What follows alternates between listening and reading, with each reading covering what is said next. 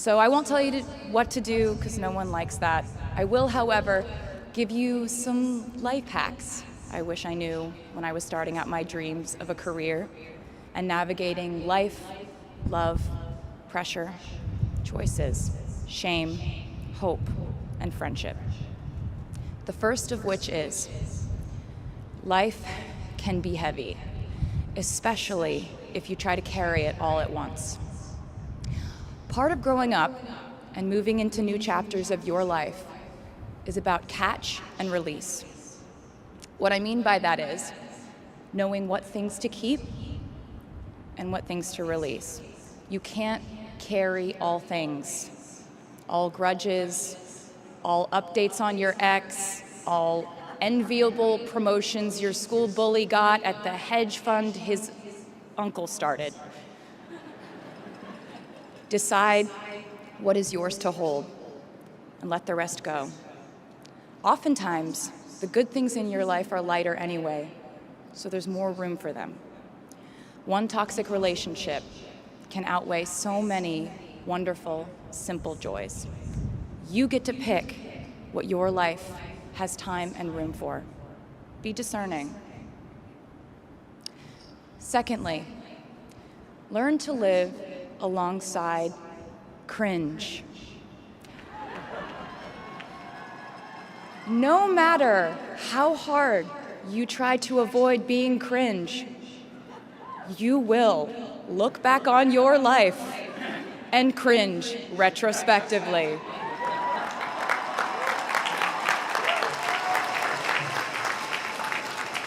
Cringe is unavoidable over a lifetime. Even the term cringe might someday be deemed cringe. I promise you, you're probably doing or wearing something right now that you will look back on later and find revolting and hilarious. You can't avoid it, so don't try to.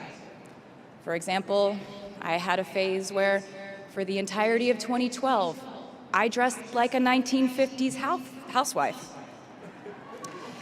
But you know what? I was having fun. Trends and phases are fun. Looking back and laughing is fun.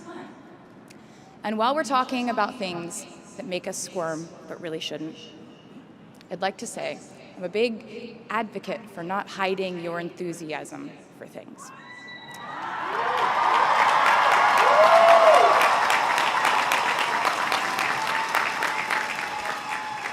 It seems to me that there is a false stigma around eagerness in our culture of unbothered ambivalence. This outlook perpetuates the idea that it's not cool to want it, that people who don't try are fundamentally more chic than people who do. And I wouldn't know, because I've been a lot of things, but I've never been an expert on chic, but I'm the one who's up here, so you have to listen to me when I say this. Never be ashamed of trying. Effortlessness is a myth. The people who wanted it the least were the ones I wanted to date and be friends with in high school.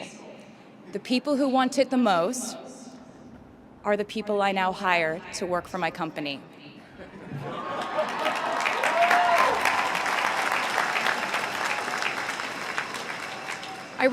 I started writing songs when I was 12, and since then, it's been the compass guiding my life, and in turn, my life guided my writing. Everything I do is just an extension of my writing, whether it's directing videos or a short film, creating the visuals for a tour, or standing on a stage performing. Everything is connected by my love of the craft, the thrill of working through ideas and narrowing them down and polishing it all up in the end, editing, waking up in the middle of the night, throwing out the old idea because you just thought of a newer, better one, or a plot device that ties the whole thing together. There's a reason they call it a hook. Sometimes a string of words just ensnares me, and I can't focus on anything until it's been recorded or written down. As a songwriter, I've never been able to sit still or stay in one creative place for too long. I've made and released 11 albums, And in the process, I've switched genre from country to pop to alternative to folk. And this might sound like a very songwriter-centric line of discussion, but in a way, I really do think we are all writers. And most of us write in a different voice for different situations. You write differently in your Instagram stories than you do your senior thesis. You send a different type of email to your boss than you do your best friend from home. We are all literary chameleons, and I think it's fascinating. It's just a continuation of the idea that we are so many things all the time. And I know it can be really overwhelming figuring out who to be and when, who you are now, and how to act in order to get where you want to go. I have some good news. It's totally up to you. I have some terrifying news. It's totally up to you. I said to you earlier that I don't ever offer advice unless someone asks me for it, and now I'll tell you why. As a person who started my very public career at the age of 15, it came with a price. And that price was years of unsolicited advice. Being the youngest person in every room for over a decade meant that I was constantly being issued warnings from older members of the music industry, media, interviewers, executives, and this advice often presented itself as thinly veiled warnings. See, I was a teenager at a time when our society was absolutely obsessed with the idea of having perfect young female role models. It felt like every interview I did included slight barbs by the interviewer about me one day running off the rails. And that meant a different thing to every person who said it to me. So I became a young adult while being fed the message that if I didn't make any mistakes, all the children of America would grow up to be perfect angels. However, if I did slip up, the entire earth would fall off its axis, and it would be entirely my fault, and I would go to pop star jail forever and ever. It was all centered around the idea that mistakes equal failure, and ultimately, the loss of any chance at a happy or rewarding life. This has not been my experience. My experience has been that my mistakes led to the best things in my life.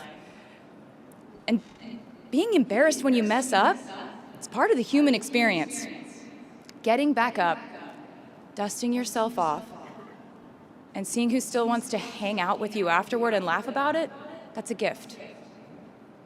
The times I was told no, or wasn't included, wasn't chosen, didn't win, didn't make the cut, looking back, it really feels like those moments were as important, if not more crucial, than the moments I was told yes.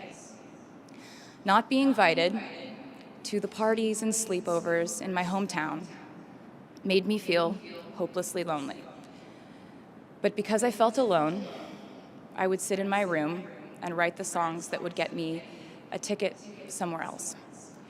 Having label executives in Nashville tell me that only 35-year-old housewives listen to country music, and there was no place for a 13-year-old on their roster, made me cry in the car on the way home. But then I'd post my songs on my MySpace, and yes, MySpace. And I would message with other teenagers like me who loved country music, but just didn't have anyone singing from their perspective. Having journalists write in-depth, oftentimes critical pieces about who they perceived me to be made me feel like I was living in some weird simulation. But it also made me look inward to learn about who I actually am. Having the world treat my love life like a spectator sport in which I lose every single game was not a great way to date in my teens and 20s. But it taught me to protect my private life fiercely. Being publicly humiliated over and over again at a young age was excruciatingly painful, but it forced me to devalue the ridiculous notion of minute-by-minute, ever-fluctuating social relevance and likability.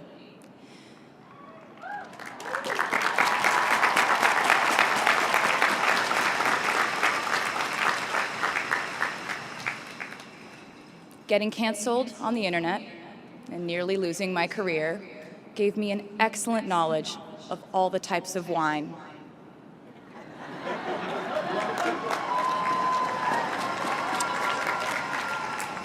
I know I sound like a consummate optimist, but I'm really not. I lose perspective all the time. Sometimes everything just feels completely pointless.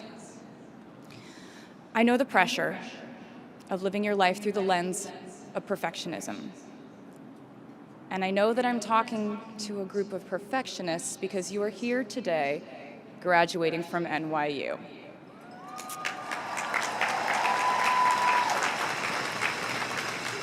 So this might be hard for you to hear. In your life, you will inevitably misspeak, trust the wrong person, underreact, overreact, hurt the people who didn't deserve it, overthink, not think at all, self-sabotage, create a reality where only your experience exists, ruin perfectly good moments for yourself and others, deny any wrongdoing, not take the steps to make it right, feel very guilty, let the guilt eat at you, hit rock bottom, finally address the pain you caused, try to do better next time, rinse, repeat.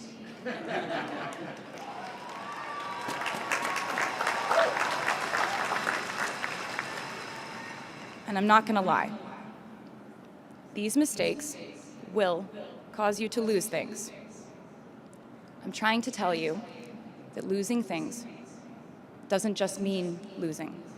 A lot of the time, when we lose things, we gain things too. Now you leave the structure and framework of school and chart your own path. Every choice you make leads to the next choice, which leads to the next, and I know it's hard to know which path to take. There will be times in life where you need to stand up for yourself, times when the right thing is actually to back down and apologize, times when the right thing is to fight, times when the right thing is to turn and run, times to hold on with all you have, and times to let go with grace. Sometimes the right thing to do is to throw out the old schools of thought in the name of progress and reform. Sometimes the right thing to do is to sit and listen to the wisdom of those who have come before us. How will you know what the right choice is in these crucial moments? You won't. How do I give advice to this many people about their life choices? I won't. The scary news is you're on your own now. But the cool news is you're on your own now.